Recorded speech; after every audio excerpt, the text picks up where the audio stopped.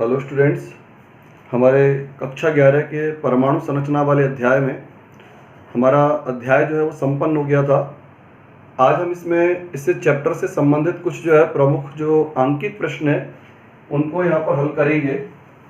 देखिए, इसमें आपकी पुस्तक में जो क्वेश्चन नंबर 6 दिया हुआ है,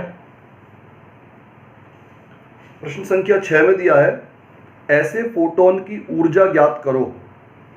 आपको इसमें निकालना क्या है?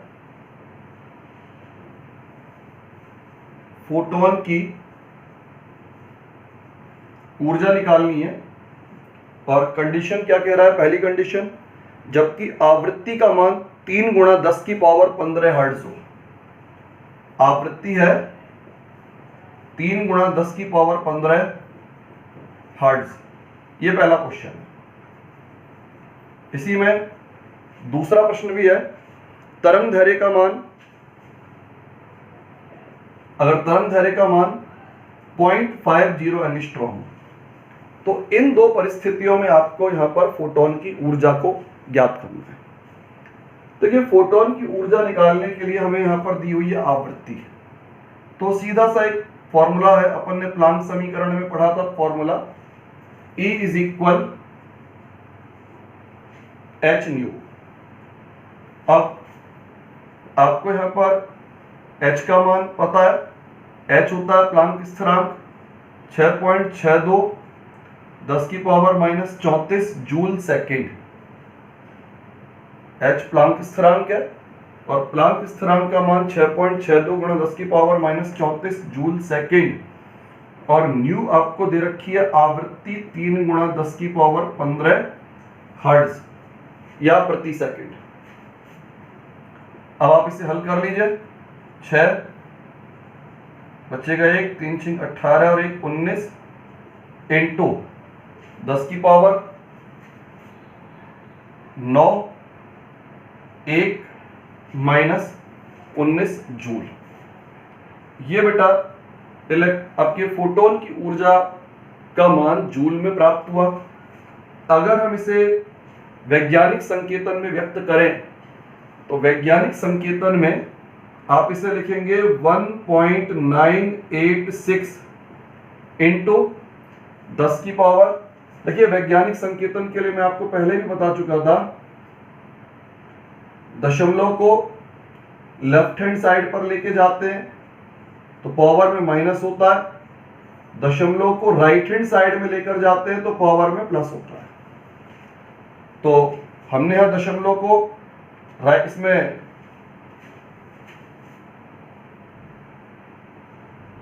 राइट हैंड साइड में ले जाएंगे तो पावर माइनस और लेफ्ट हैंड साइड में ले जाएंगे तो पावर प्लस।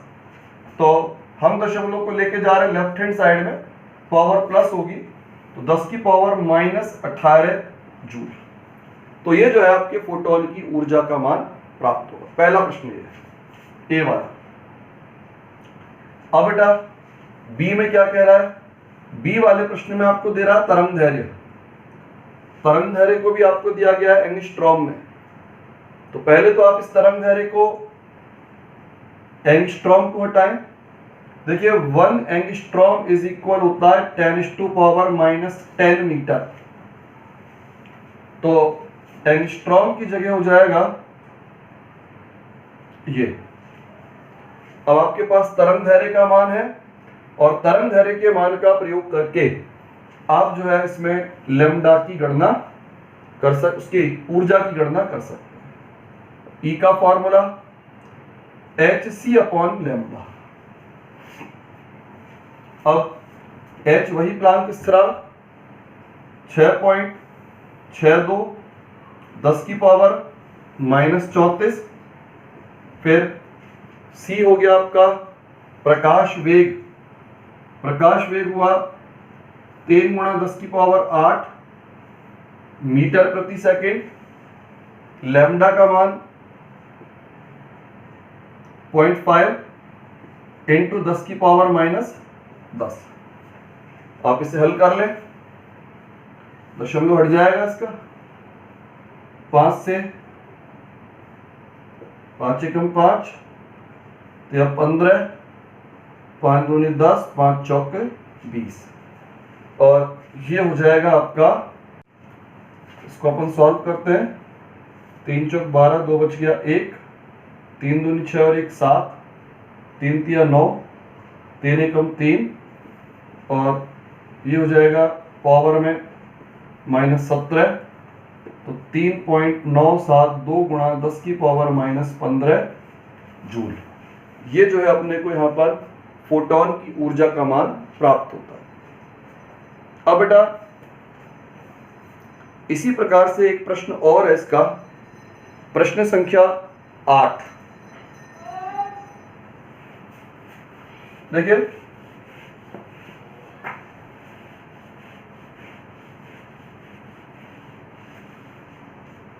प्रश्न संख्या 8 में आपको दिया है एक प्रकाश जिसकी तरंगदैर्घ्य 4000 पिकोमीटर है। तरंगदैर्घ्य का मान दिया है आपको 4000 पिकोमीटर, जो 1 जूल ऊर्जा दे, उन फोटोनों की संख्या बतानी है। हमें बतानी है यहां पर फोटोन की संख्या,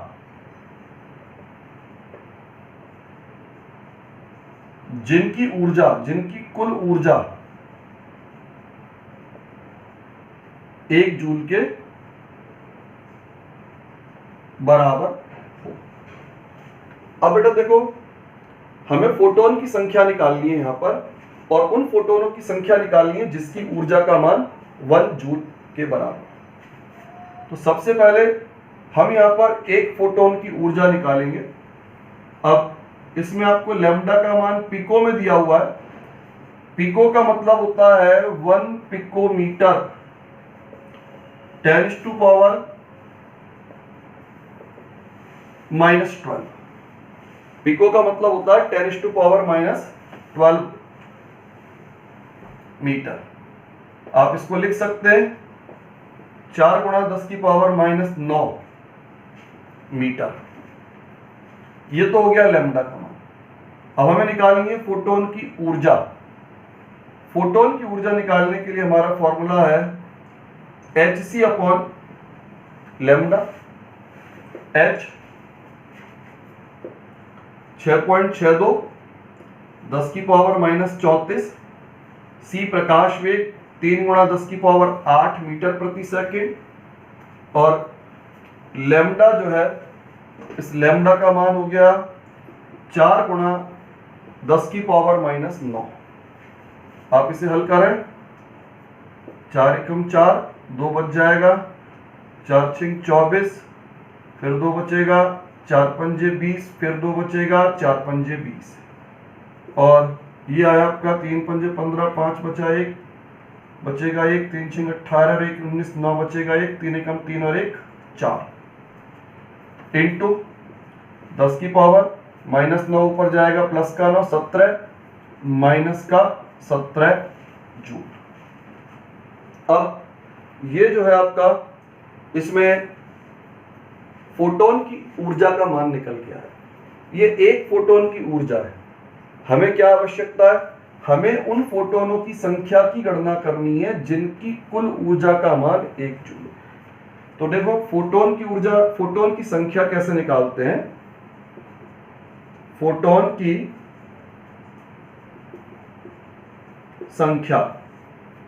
संख्या निकालने का तरीका होता है कुल ऊर्जा बटे 1 फोटोन की ऊर्जा। अब कुल ऊर्जा का मान देखिए, कुल ऊर्जा प्रश्न में दी हुई है आपको 1 जूल, और हमें निकालनी है फोटोन की संख्या। डिवाइड करना है 4.965 10 की पावर -17। अब इसको जब आप हल करते हैं तो इसको हल करने पर हमको यहां पर प्राप्त होगा 2.014 गुणा 10 की पावर 16 पावर 16 फोटोन।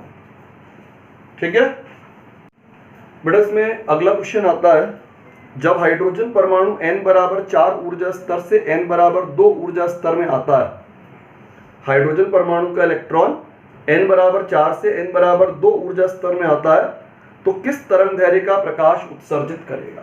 देखिए ये क्वेश्चन नंबर हमारा है 13। आपका इलेक्ट्रॉन आ रहा है n बराबर 4 से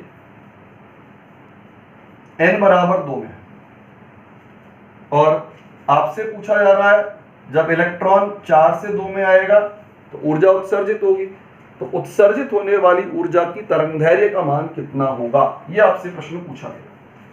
आपने बेटा एक फॉर्मूला निकाला था, रिडबर्ग फॉर्मूला निकाला था। रिडबर्ग फॉर्मूला आया था आपका nu bar is equal R 1 minus n1 square minus 1 upon n2 square. ये हमने बेटा रिडबर्ग फॉर्मूला निकाला। अब देखिए न्यू बार का फॉर्मूला है, न्यू बार का मतलब 1 अपॉन लेमडा। आर जो है रिडबर्ग स्थिरांक, रिडबर्ग स्थिरांक का मान होता है ये। अब 1 अपॉन, अब n1 होती है बेटा निम्न कक्षा, निम्न कक्षा हो गई 2 का स्क्वायर, n2 जो है उच्च कक्षा है 4 उसका स्क्वायर। अब 1 अपॉन लेमडा, अब ये हो जाएगा 1 अपॉन 4 माइनस 1 अपॉन 16। सॉल्व करेंगे आप इसे, और इसका एलसीएम जो है 16, 4 माइनस 1। तो हम इसको क्या कर सकते हैं, हमें लेमडा का मान चाहिए, तो लेमडा का मान निकालने के लिए लेमडा इज इक्वल, ये हो जाएगा आपका 3/16, तो उल्टा हो जाएगा 16/3 इंटू 1 अपॉन 109 678। इसको हम हल करेंगे, और इसको जब हल किया जाता है तो इसको हल करने पर आता है यहां पर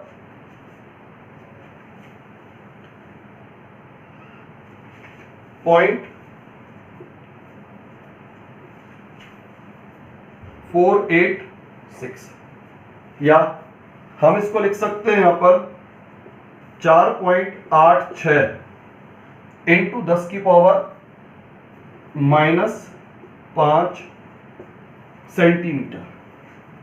4.86 इंटू 10 की पावर -5 सेंटीमीटर हम इसको यहां पर लिख सकते हैं। तो इस तरह से जो तरंगदैर्घ्य का मान हमें प्राप्त हुआ है, वो तरंगदैर्घ्य जो है 4.86 गुणा 10 की पावर -5 सेंटीमीटर के बराबर प्राप्त होती है। फिर बेटा इसी प्रकार का एक प्रश्न और है, यह भी रिडबर्ग स्थिरांक से ही संबंधित प्रश्न है। देखिए इसमें क्वेश्चन नंबर इसका 17 है।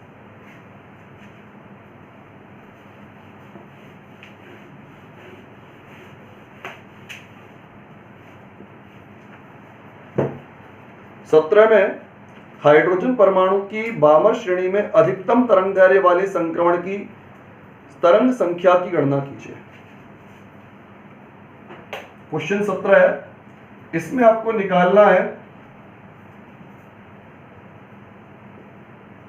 तरंग संख्या का मान।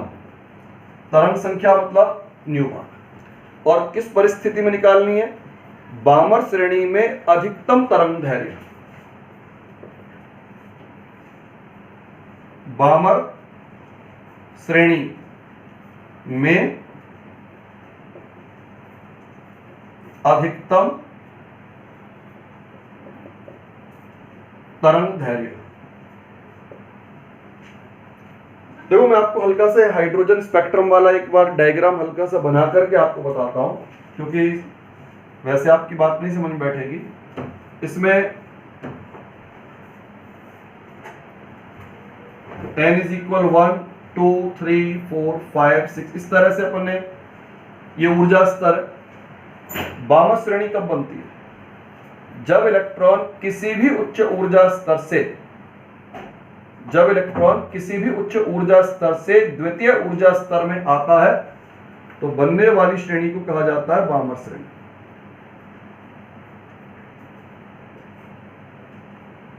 ये बामर श्रेणी हुई। बामर श्रेणी के लिए N1 का मान हो गया 2। अब मुख्य बात आती है N2 के मान की। N2 का मान क्या होगा? अब इसमें कह रहा है अधिकतम तरंग धैर्य, और अधिकतम तरंग धैर्य का अर्थ होता है न्यूनतम ऊर्जा। तरंग धैर्य में और ऊर्जा में संबंध क्या है? तरंग धैर्य और ऊर्जा में संबंध होता है व्युत्क्रमानुपात का। तरंग धैर्य ज्यादा होगी तो ऊर्जा कम होगी। अब बेटा आप देखो, अब इसमें सबसे कम ऊर्जा किस परिस्थिति में निकलेगी? सबसे कम ऊर्जा निकलेगी जब इलेक्ट्रॉन तृतीय कक्षा से तृतीय ऊर्जा स्तर से द्वितीय ऊर्जा स्तर में आए। तृतीय ऊर्जा स्तर से द्वितीय में आए तो सबसे कम ऊर्जा, चतुर्थ से द्वितीय में आएगा तो ज्यादा निकलेगी, पांचवें से द्वितीय में आएगा तो और ज्यादा निकलेगी।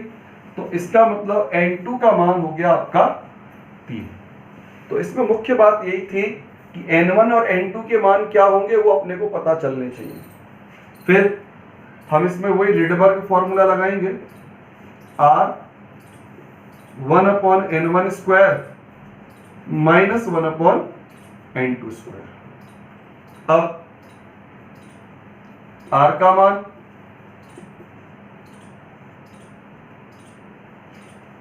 देखिए, N1 का मान 2 स्क्वायर 3 स्क्वायर। अब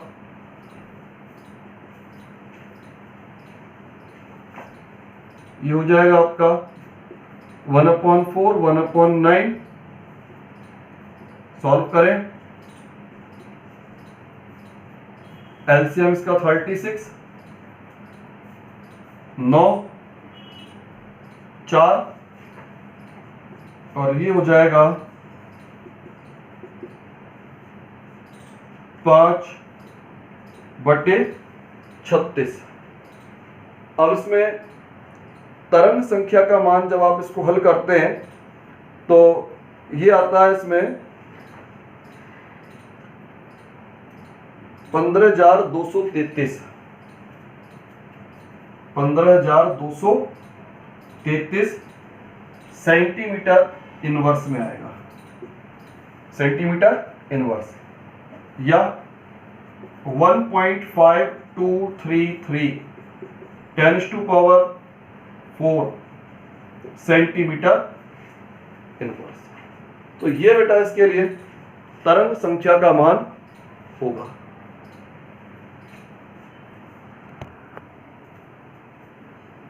हाँ भैया, अब देखिए इसमें अगला इसका प्रश्न है।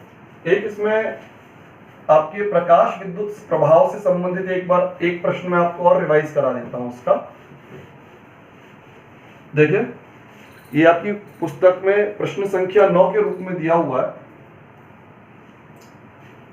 ये कह रहा है यदि 4 × 10⁻⁻7 मीटर तरंग धैर्य 4 × 10⁻⁻7 मीटर ये तरंग धैर्य का मान दिया हुआ है वाला एक फोटोन 2.13 इलेक्ट्रॉन वोल्ट कार्यफलन वाली धातु से टकराता है। कार्यफलन हो गया W0, 2.13 इलेक्ट्रॉन वोल्ट।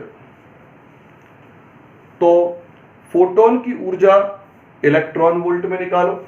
3 प्रश्न पूछे हैं इसमें। पहला है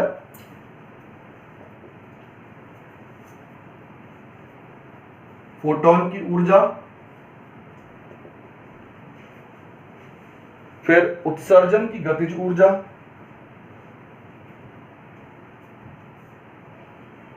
जो इलेक्ट्रॉन उत्सर्जित होंगे उनकी गतिज ऊर्जा का मान क्या है, और तीसरा प्रश्न आपसे पूछा है आपके इलेक्ट्रॉन का वेग।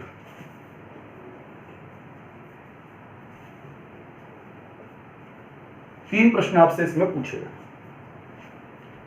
अब सबसे पहला प्रश्न है फोटोन की ऊर्जा, और ये ऊर्जा भी हमें आवश्यकता किसमें, इलेक्ट्रॉन वोल्ट में। देखिए ऊर्जा निकालने का formula E is equal hc upon lambda. अब h 6.62 10 की पावर -34 प्लांक स्थिरांक, 3 गुणा 10 की पावर 8 प्रकाश वेग, और तरंग दैर्घ्य लैम्डा 4 गुणा 10 की पावर -7। अब इसमें आप सॉल्व कर लें इसको, 4 एकम 4, 4 छिंग 24, 4 पंजे 20 और 4 पंजे 20।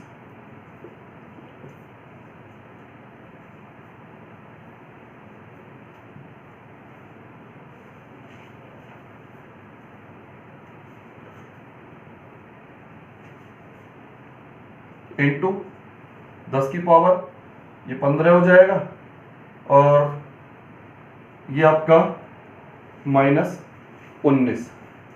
तो इस तरह से जो है ये इतने जूल जो है आपके फोटोन की ऊर्जा हमको प्राप्त होती है। अब ये ऊर्जा हमें प्राप्त हुई है जूल में। अब इस ऊर्जा को हम चेंज करना चाहते हैं किसमें, इलेक्ट्रॉन वोल्ट में। तो इलेक्ट्रॉन वोल्ट में इसे चेंज करने का तरीका क्या है, देखिए इलेक्ट्रॉन वोल्ट में और जूल में एक संबंध होता है, 1 इलेक्ट्रॉन वोल्ट बराबर 1.6 इंटू 10⁻⁻19 जूल। तो जूल को इलेक्ट्रॉन वोल्ट में परिवर्तित करने के लिए इस संख्या को हम भाग देंगे इस संख्या से। तो E का मान 4.965 इतना जूल है, और हम भाग देंगे इसे इस संख्या से। तो ये आपको मिलेगा, यहां पर ये कैंसिल हो जाएगा, और इसके कैंसिल होने के बाद ये आपका आता है 3.1 इलेक्ट्रॉन वोल्ट, 3.1 इलेक्ट्रॉन। तो ये बेटा आपके फोटोन की ऊर्जा। अब दूसरा प्रश्न आपको पूछा गया है, यहां पर जो फोटोन है, यहां पर जो फोटोन है उस फोटोन के धातु की सतह से टकराने पर जो इलेक्ट्रॉन उत्सर्जित होंगे, उन उत्सर्जित होने वाले इलेक्ट्रॉनों की गतिज ऊर्जा का मान कितना हो। देखिए गतिज ऊर्जा का मान निकालने के लिए एक तरीका था, गतिज ऊर्जा बराबर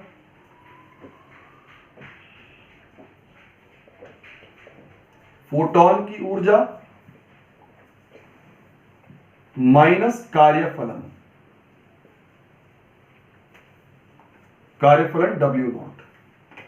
कार्यफलन का मतलब बताया था इलेक्ट्रॉन को पृथक करने के लिए आवश्यक न्यूनतम ऊर्जा। इलेक्ट्रॉन को पृथक करने के लिए आवश्यक न्यूनतम ऊर्जा, वो आवश्यक न्यूनतम ऊर्जा जो है उसे कार्यफलन के नाम से जाना जाता है। अब हमारे फोटोन की ऊर्जा आ रही है यहां पर 3.1, और कार्यफलन का मान है 2.13। तो जितनी भी अतिरिक्त ऊर्जा है फोटोन की, वह अतिरिक्त ऊर्जा इलेक्ट्रॉन की गतिज ऊर्जा में चेंज होती है। तो बची हुई ऊर्जा आपके इलेक्ट्रॉन की गतिज ऊर्जा के मान के बराबर होगी। फोटोन की ऊर्जा में से कार्यफलन को घटाने पर जो बचा हुआ मान होता है वो इलेक्ट्रॉन की गतिज ऊर्जा के मान के बराबर होता है। ये हो जाएगा 7, और ये हो जाएगा 9, और यहां हो जाएगा 0 इलेक्ट्रॉन वोल्ट में। अब ये गतिज ऊर्जा हमको मिली है इलेक्ट्रॉन वोल्ट के अनुसार। हम चाहते हैं इसको, हमें इलेक्ट्रॉन का वेग निकालना है, तो वेग निकालने के लिए हम इसको जूल में चेंज करेंगे, और जूल में चेंज करने के लिए इलेक्ट्रॉन वोल्ट वाले मान का इसमें गुणा किया जाएगा।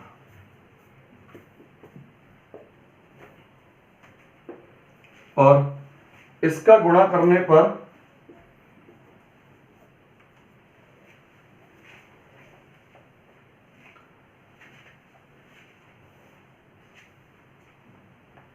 ये मान आता है 1.552 जूल। 1.552 into 10⁻⁻19 joule. ये आपके इलेक्ट्रॉन की गतिज ऊर्जा निकल गया है। अभी हमें इसमें एक चीज और निकालनी है, इलेक्ट्रॉन का वेग। देखिए वेग कैसे निकालेंगे। अब इसमें 1/2 mv² इज इक्वल गतिज ऊर्जा के ई। तो पहले तो आप निकाल लें v², 2ke/m। तो v का मान हो जाएगा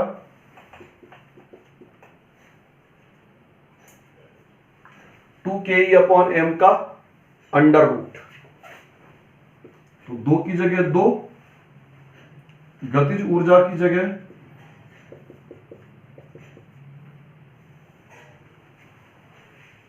और इलेक्ट्रॉन का द्रव्यमान 9.1 10⁻⁻31 kg। तो अब इसको आप हल करेंगे तो पहले तो पावर को हम सॉल्व कर लें। नीचे से ऊपर जाएगी पावर 31 हो जाएगी, 31 माइनस 19 11, और ये आपका 12 प्लस के 12 हो जाएंगे। और इसको आप हल करते हैं तो 0.583, इस पूरे का हल आता है 0.583 अंडर रूट वगैरह करने के बाद। तो हम इसको लिख सकते हैं 5.83 इंटू